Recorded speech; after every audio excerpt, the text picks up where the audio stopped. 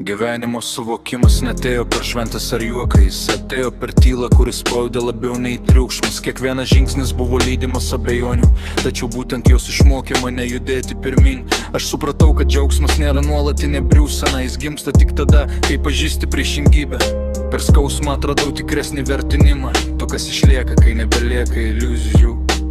Ne per lengvumą mes tapome stipresni, ne per tylų juoką, o per neištartas ašaras. Visa kas svarbu buvo išmokta lėtai per patirtį, kuris skaudino, bet augino. Ne per lengvumą mes supratome soivę, ne per pažadus, o per tylą po jų.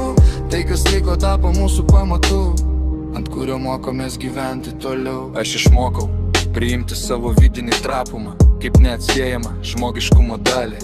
Nebebijau būti jautri ar pažeidžiama, nes tai parodė, kiek daug manyje gyvybės. Laikas neištrynė visų prisiminimumų, tačiau pakeitė jų reikšmę ir svorį.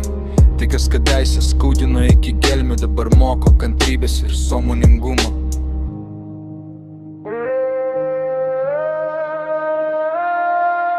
Ne per lengvumą mes tapome stipresni, ne per tylų juoką, o per neištartas ašaras. Visa kas svarbu buvo išmokta lėtai per patirtį, kuris skaudino, bet augino. Ne per lengvumą mes supratome save, ne per pažadus, o per tylą po jų.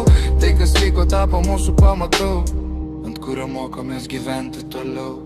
Nebėgu nuo praeities ir iš pamokų, nes tapo dalimi to, kas esu šiandien. Kiekvienas praradimas paliko pėdsaką, bet kartu parodė kryptį, kurią noriu eiti.